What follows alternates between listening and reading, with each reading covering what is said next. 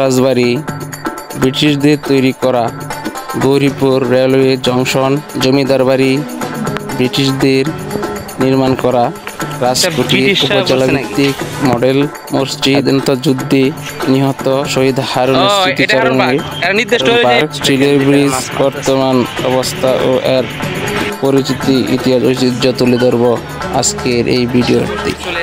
অর্থাৎ কথা বলছি ময়মনসিংহ জেলার বিখ্যাত একটি ঐতিহাসিক উপজেলা গৌরীপুরকে কেন্দ্র করে আজ আপনাদেরকে এই ভিডিওর মাধ্যমে সব কিছুই দেখাবো, এর ইতিহাস, ঐতিহ্য, মানুষের জীবনযাপন, চালচলন।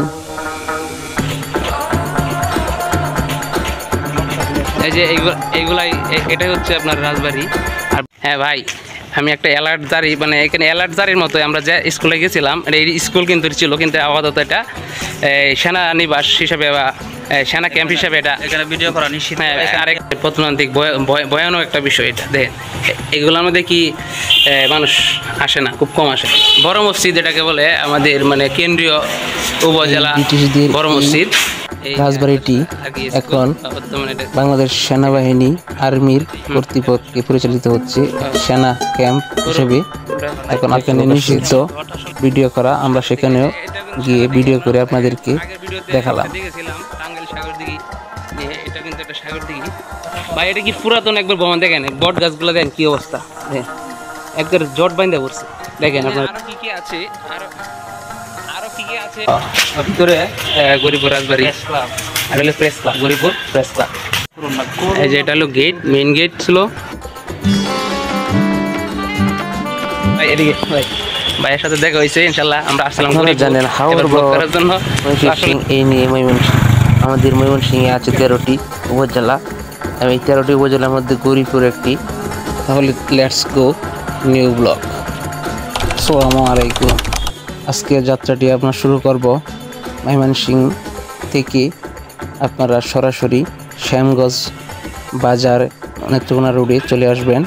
সেখান থেকে আপনারা একটু সামনের দিকে এগুলি দেখবেন রেল ক্রসিং। এই রেল ক্রসিং এর সামনে ভিতর দিকে আসতেই দেখবেন অনেকগুলো অটো দাঁড়িয়ে আছে, আর এইগুলো আপনার টাইম টু টাইম সিরিয়াল মাফিক এই অটোগুলা গৌরীপুরের উদ্দেশ্যে ছেড়ে যায়। মাত্র 30 টাকা বর্তমান ভাড়া থাকবে আপনার কাছ থেকে। আপনি অনায়াসেই এই অটো করে চলে যেতে পারবেন গৌরীপুর। এমনকি 40 টাকা ভাড়া দিয়ে সিএনজি করেও আপনারা যেতে পারবেন গৌরীপুর। এটি বাই রোড, বাই রোডে আপনি মাত্র 13 কিলোমিটার রাস্তা, পাকা রাস্তা, যানজট খুব কম, এবং এটি হচ্ছে আপনার একবারে মসৃণ একটি রাস্তায় একটু সমস্যা দেখা দিয়েছে, সেটা কিছু রাস্তার মধ্যে কিছু ভাঙা বৃষ্টিতে গর্তে সৃষ্টি হয়েছে ইদানিং। আর 5 কিলো রাস্তা একদম সুন্দর মসৃণ। রুট বাদে আপনারা ট্রেন দিয়েও ভ্রমণ করতে পারবেন। ময়মনসিংহ থেকে সরাসরি জারিয়ার লোকাল অথবা হাওড় এক্সপ্রেস আপনার গৌরীপুরের উদ্দেশ্যে ছেড়ে আসে।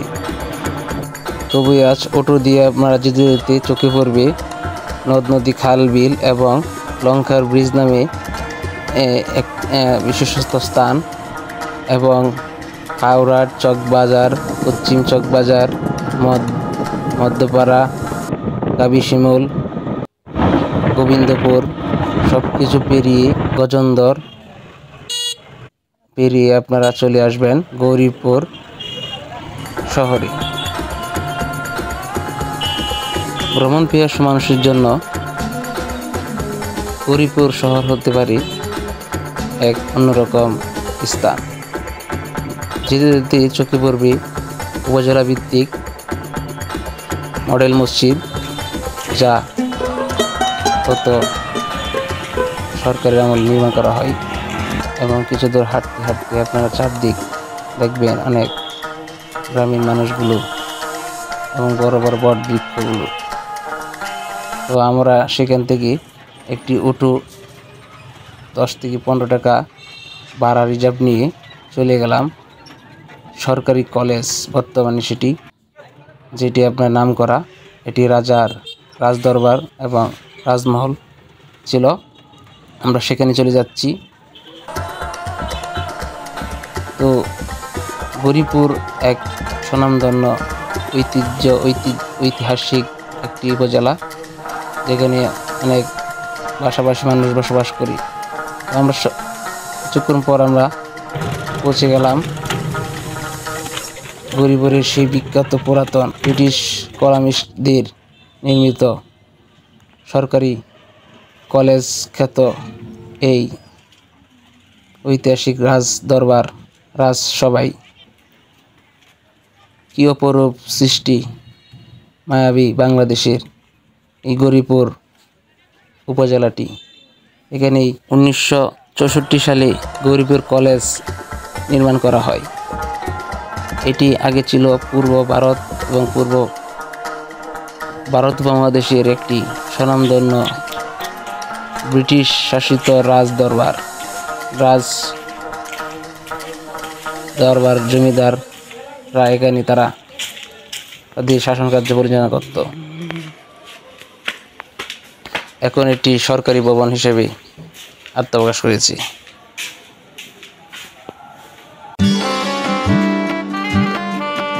এই কলেজটিতে অনেক মাধুর্যতা, সৌন্দর্যতা এবং চারদিকে পরিবেশটা খুব মায়াবী দৃশ্য, যেন এক অপরূপ সৌন্দর্য চারদিকে আমাকে ঘিরে রেখেছে।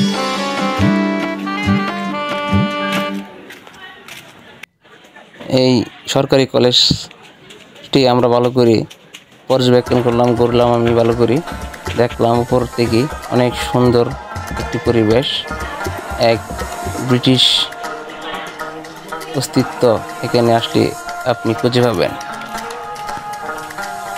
যখন আপনি বাংলাদেশের অন্য কোনো স্থানে আছেন, এই যদি আপনি গৌরীপুরের এই সরকারি কলেজে আসেন, ওটুকে বললে আপনি নিয়ে আসবেন গৌরীপুর সরকারি কলেজ যাব।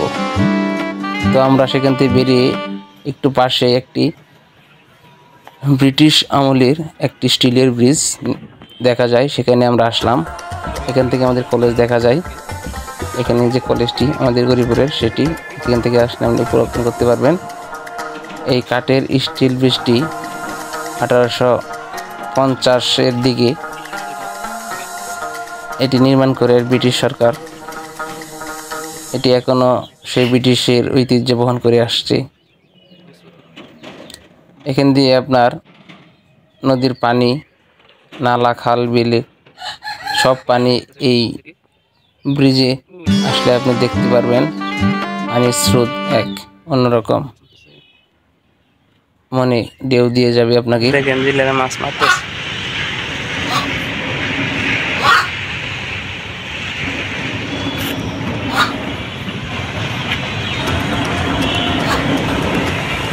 গৌরীপুর শহরে পুলিশ পাড়ি, এই যে এটা পুলিশ পাড়ি, গৌরীপুরের পুলিশ পাড়ি। তো আমরা এখান থেকে একটু হেঁটে সামনের দিকে আমরা চলে যাচ্ছি সরকারি মহিলা কলেজ বর্তমানে, এবং আমাদের জমিদার বা রাজবাড়ির যেটি মেইন রাজবাড়ি সেটির দিকে চলে যাচ্ছি। আর আমরা এইটা স্তম্ভটা হচ্ছে গৌরীপুর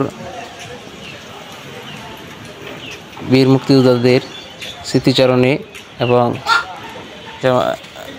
এটি তৈরি করা হয়েছে। তো আমরা এখানে আসার পর আমরা এক হুজুরকে পেয়ে গেছি, ভাইয়ের সাথে দেখা হয়েছে। ইনশাআল্লাহ আমরা আসছিলাম গৌরীপুর, উনি অনেক ভালো অন্তত গৌরীপুরের স্থানীয় বাসিন্দা। ওনাকে নিয়ে পুরো ব্লগ আজ কভার দিব। এটা তো সরকারি না, সরকারি তো ওইটাই না, দেখলো কিন্তু বুঝুন। ঠিক আছে বিয়াস, এই যে আমরা গৌরীপুর রাজবাড়ি চলে এসেছি, বুঝছেন না? এই যে এটা, এই ভবনটাই তো মনে হয় রাজ নাকি ভিতরে এই রাজবাড়ি নির্মিত এবং পরিচালিত হচ্ছে। এটা মহিলা কলেজ এখন আপাতত। এই ফটক বা গেটটি হচ্ছে রাজদরবারে ঢোকার জন্য এটা ব্যবহার করা হতো।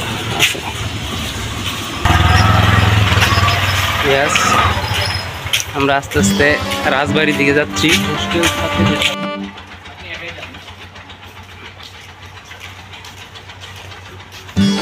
যে আপনারা দেখতেছেন, এটা হচ্ছে রাজবাড়ি, বিশাল। স্কুল করা হয়েছে, এটা মুছে গেছে ডিগ্রি কলেজ। মহিলা কলেজ বিদায় আমাদের এখানে ঢোকা পারমিশন নিষেধ।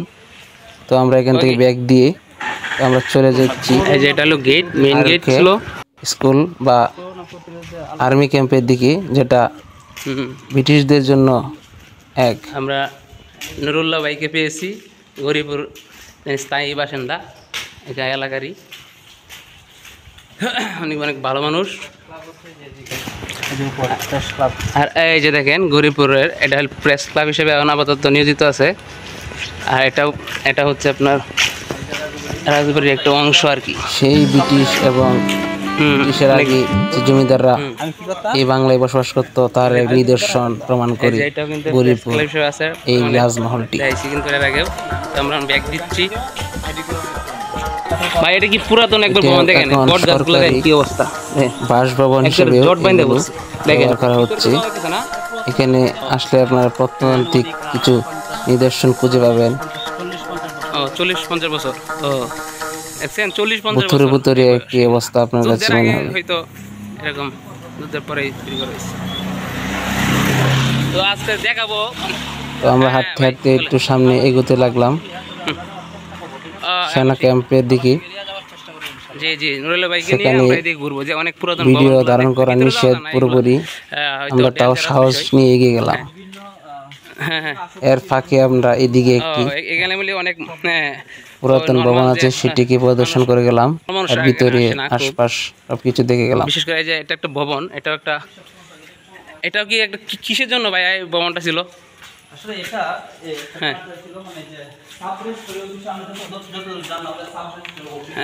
অন্ধকার। ও কি এই যে নুরুল ভাই দেখাইতেছে, দেখেন সবকিছু নুরুল্লাহ ভাই। এটি সরকার কোনো কাজে যেন নির্মাণ করেছিল, তারপর এটি আর সেই নির্মাণ কাজ এটা সম্পূর্ণ করা হয়নি, এভাবেই রয়ে গেছে। আমরা সবগুলো ঘুরে ঘুরে দেখলাম। অনেক সুন্দর কিন্তু পুরাতন জিনিসগুলা ভাই। এগুলো কি ব্রিটিশরা আমলে মানে ছিল নাকি এই রাজবাড়িগুলা? রাজবাড়িটা ব্রিটিশ আমলে ছিল। ও এই ভবনগুলো নতুন? হ্যাঁ, এই ভবনটা সম্ভবত ধারণা করা যাচ্ছে যে এই ভবনটা অন্যান্য ভবনের পরে, এটা পরে হচ্ছে মানে এখানে স্বাধীন হওয়ার পর, একটা সময় স্বাধীন হওয়ার পর এখানে কার্যালয় হওয়ার কথা ছিল, মানে অফিসের কার্যালয় হওয়ার কথা ছিল, যেটা আমি শুনতে পেয়েছি। 1971 সালে যুদ্ধের পর এটি সরকারি কার্যালয়, সরকারি ভাবে এটি গৃহীত একটি ভবন হিসেবে প্রতিষ্ঠিত হওয়ার কথা ছিল। ওকে ভাই আছেন, দেখি এটা আমরা জানা যায় স্থানীয় নুরুল্লাহ ভাইয়ের কাছ থেকে জানতে পারলাম। কলেজ, মহিলা কলেজের সংলগ্ন এইগুলা। আর আমি আগেই বলছি আমাদের স্থানীয় নুরুল্লাহ ভাইকে নিয়ে আমরা এখানে একজন গর্ব, তিনিকে পাইছি। প্রত্নতান্ত্রিক ভয়ানক একটা বিষয় এটা। দেখেন এগুলোর মধ্যে কি মানুষ আসে না, খুব কম আসে। বিশাল পুরান একবারে রাজবাড়িগুলা এখন এক বিধ্বস্ত ভয়ঙ্কর রূপে ধারণ করছে। দেয়ালগুলো ফেটে এবং এতে শ্যাওলা এবং আবর্জনায় পরিপূর্ণতা লাভ করেছে। দর্শনীয় ব্যক্তিদের জন্য এক হুমকি এবং অদৃষ্টিকোণ ওইদিকে দেন একবারে প্রত্নতান্ত্রিক অবস্থা এবং পরিবেশ। ওইদিকে ভিতরে যাও, ঠিক আছে। চারদিকটা খুব সুন্দর আবাসিক অবস্থা এখানে বিদ্যমান রয়েছে। ওই আর কে স্কুল। তো আমরা একটু এগুতে আমরা চলে যাচ্ছি সেনা ক্যাম্পের দিকে। সেটিও আরেকটি রাজবাড়ি। নুরুল্লাহ ভাইকে নিয়ে আজকে আমরা সেটি আপনাদেরকে দেখাবো। হ্যাঁ জি জি জি ভাইয়া। আর ভাইয়া এটা কি পাম গাছ নাকি? অনেক বিশাল। মাশাআল্লাহ, দেখছেন আমার এই ছোট ফোনে যতটুকু ধারণ হচ্ছে আপনাদেরকে দেখাচ্ছি ভিডিওগুলো। গরিপুর কোথায়? গরিপুর নিয়ে মাশাআল্লাহ। আরো কি কি আছে, আরো কি কি আছে দেখাবি আমাদের নুরুল্লাহ ভাই, ঠিক আছে। গরিপুর বিষয়, গরিপুর যে জেলা বা উপজেলাটা এটা অনেক সুন্দর কিন্তু। হ্যাঁ, এই দেখেন দূর থেকে কিন্তু একটা স্কুলের আমরা আবাস পাচ্ছি বা দৃষ্টি গোচর হচ্ছে বিষয়টা, দৃষ্টিনন্দন জায়গা। আমি দেখলে আপনি অনেক সুন্দর, আপনাদের দেখে আজকে আকৃষ্টজনক একটা বিষয় দেখাবো একটা। হ্যাঁ হ্যাঁ জি জি বলেন। ভিডিওটি লম্বা হয়ে যাচ্ছে, তাও আমরা সর্বোচ্চ চেষ্টা করবো আপনাদেরকে এই ভিডিওর মধ্যে সম্পূর্ণ গৌরীপুরের 80% তথ্য দেওয়া বা শেয়ার করার জন্য। হ্যাঁ জি ভাই। হ্যাঁ হ্যাঁ আসলে এই গাছটা কতটুকু কষ্ট হচ্ছে এটা গাছটা নিজে বুঝতে। Right right right. ওইটা আসলে অন্যায়। আর কে স্কুলের সামনে বা সেনা ক্যাম্পের সামনে আমরা একটি স্তম্ভে চত্বর মোড় এখানে ভাস্কর্যের সামনে আমরা কিছু নিলাম। এটা আপনার দেওয়া হয়েছে স্মৃতিচারণে ব্রিটিশদের। তো দূর থেকেই দেখা যায় এক লাল আকৃতির লাল ইটের এক বিশাল দালান চোখে ভাসছে। মনে হয় আপনি কোনো ওইদিকে যাওয়া তো পেলে যাওয়া না, ক্যাম্প ভিতরে যাওয়া যাবে। ও আচ্ছা আচ্ছা। ইতিহাস এবং এটা হচ্ছে মূলত আর কি স্কুল বর্তমান নাম, কিন্তু এটা ছিল কি ভাই একটু বলেন। রাজতন্ত্র পরিবারের রাজা ছিল এটা। হ্যাঁ রাজেন্দ্র কিশোর বাসস্থানে এটা পরবর্তীতে স্কুলটা করা হয়েছে এবং তার নামে রাজেন্দ্র কিশোর, যেটা আমরা আর কে হাই স্কুল চিনি আর কি। হ্যাঁ হ্যাঁ হ্যাঁ। ইনার আচ্ছা বাসভবন বা এই নির্মাণ কাজ করে থাকেন। আর এই পুকুরটার নাম কি ভাইয়া? আর্মি ক্যাম্প বাংলাদেশ সাগর দিকে। যে এটা কিন্তু সাগর দিকে, আপনারা আগের ভিডিওতে একটা দেখেছিলাম টাঙ্গাইল সাগর দিঘি নিয়ে। এটা কিন্তু একটা সাগর দিঘি, গৌরীপুর সাগর দিঘি বলে। এই যে এই দেখেন একটা পাখি উড়াল দিছে। বাসাটা মাশাআল্লাহ অনেক সুন্দর। দেখে বাসাটাও আপনাদেরকে ভিডিও দেখাইতেছি। তো আসলে গৌরীপুর সব মিলে আলহামদুলিল্লাহ। রাজনৈতিক দিক দিয়ে ভাই একটু বলেন কিছু। আত্মীয়তা, মেহমানদারি এবং মানুষের সাথে সম্মান দেখানোর মাধ্যমে ময়মনসিংহ জেলা গৌরীপুর বাসিন্দারা অনেক স্বাচ্ছন্দ্য বোধ এবং অনেক নমনীয় সদ্ব্যবহার করে থাকেন। আছে সব জায়গায় রাজনীতি আছে, রাজনীতি বিষয়ে প্রেক্ষাপটটা আমরা না বলি। হ্যাঁ আমরা রাজনীতি বিষয়টা না বলি, ঠিক আছে। হ্যাঁ রাইট।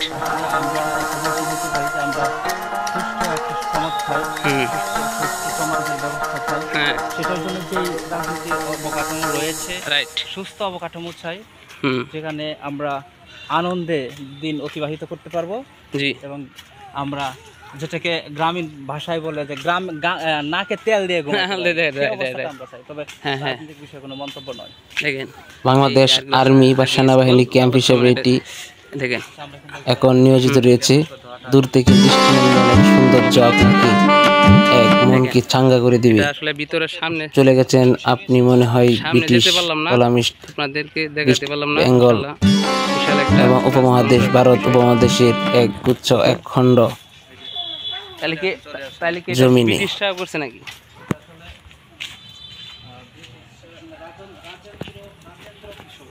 হ্যাঁ ভাই আর্মিরা ফলো আপ করছে করো আমরা এখানে আসলে ক্যামেরা। হ্যাঁ ভাই আমি একটা অ্যালার্ট জারি, মানে এখানে অ্যালার্ট জারির মতো আমরা যে স্কুলে গেছিলাম, এই স্কুল কিন্তু ছিল, কিন্তু আপাতত এটা সেনানিবাস হিসাবে বা সেনা ক্যাম্প হিসাবে এটা এখানে ভিডিও করা নিশ্চিত। আর এখানে জীবন ঝুঁকি নিয়ে ভিডিও আপনাদের কাছে প্রেজেন্ট করলাম। আপনাদেরকে এই সৌন্দর্য ব্রিটিশদের নিদর্শন স্থাপনাগুলো আপনাদেরকে দেখালাম। অবশ্যই ভিডিওগুলো সম্পূর্ণটা দেখেন। ওইখানে স্যাররা দেখলে অবশ্যই আপনার হাতে মোবাইল বা তারপরে যে ক্যামেরা থাকে ওইগুলো কিন্তু ক্ষতি হতে পারে আপনার জন্য। এটা আইন বিরোধী কাজ আমরা না করি। দেখার ইচ্ছা আপনার দেখবেন চোখ দিয়ে, এবং হয়তো একটু দূর থেকে ভিডিও করার মধ্যে সামনে যাওয়া যাবে না, কারণ এটা রিস্ক, তাদের জন্য হয়তো রিস্ক। বর্তমান দেশ প্রেক্ষাপট ভালো না, এই জন্যে আপনাদেরকে ডেঞ্জারাস বিষয়টা শেয়ার করলাম। ধন্যবাদ। আর আপনারা অবশ্যই আরও অনেক কিছু দেখাবো ইনশাল্লাহ, দেখানোর আছে। থাকেন ভিডিওর সাথেই থাকেন। হারুন পার্ক কোনটা কয়? হারুন পার্ক গরিপুরের।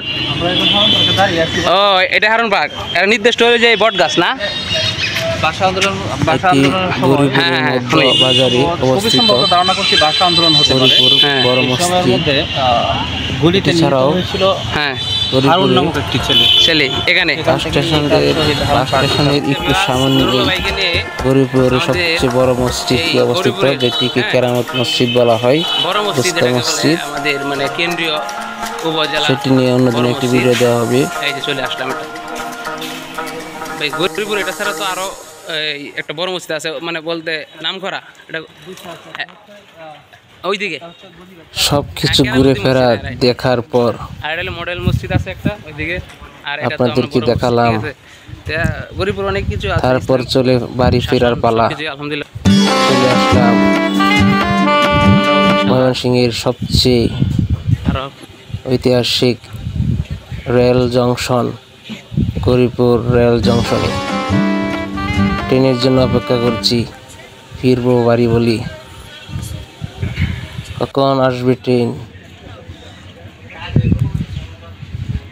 দাঁড়িয়ে আছি অনেকক্ষণ ধরে। যেটাই আসুক আসতেছে, তো একটা তো আসতেছে।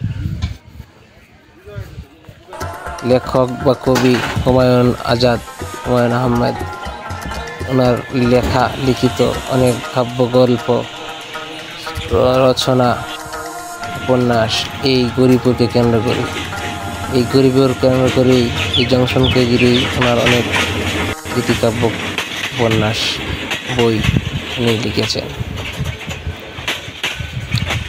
ট্রেনের জন্য অপেক্ষা করতে করতে চলে আসলো মোহনগঞ্জ এক্সপ্রেস।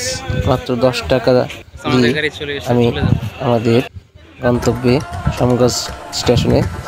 আর একটা কথা আপনারা জেনে খুশি হবেন যে এই লাইনে জাইরিয়া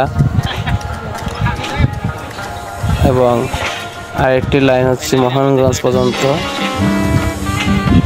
স্টেশন বিদ্যমান। আর এটি অনেক পুরাতন স্টেশন ছিল।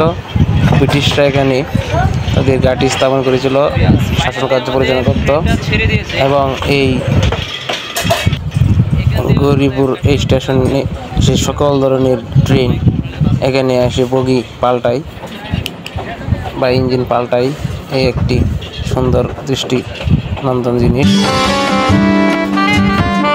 ট্রেন চলছিল তার আপন গতিতে।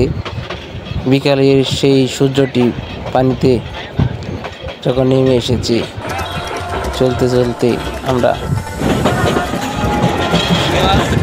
গ্রাম বাংলার কৃষকদের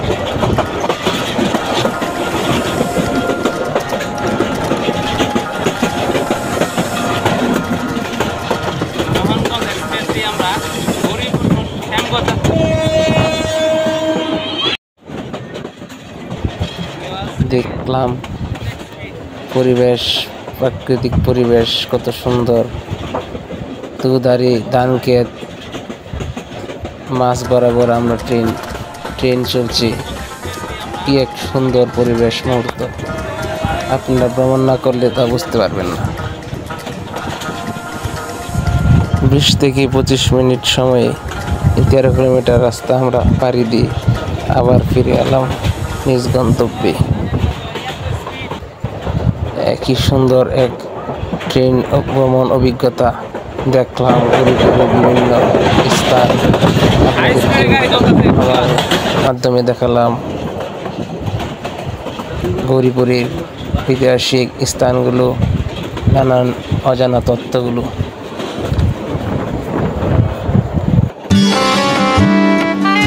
বাংলাদেশের এই উত্তর পূর্ব এই জেলাটির রয়েছে অনেক সুন্দর নান্দনিক প্রাকৃতিক পরিবেশ এবং সব কিছু যেন আপনার মনোমুগ্ধকর।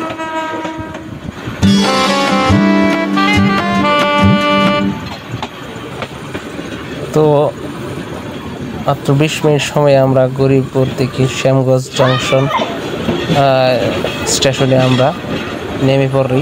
ট্রেনটি আমাদের এখানে থামে।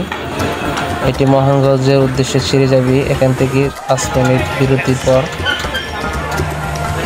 তো আপনারা অবশ্যই উপভোগ করছেন আজকের এই ভিডিওটি। অবশ্যই ভালো লাগলে সাবস্ক্রাইব করবেন এবং নেক্সট ভিডিও জন্য অবশ্যই আপনারা কমেন্ট করবেন কোন স্থান, ময়মনসিংহের কোন স্থান নিয়ে আপনারা ভিডিও চান, অবশ্যই আপনারা কমেন্ট করে জানাবেন। দেখেন ভিউয়ার্স, আমরা যে ট্রেনটি দিয়ে আসছিলাম সেই ট্রেনটি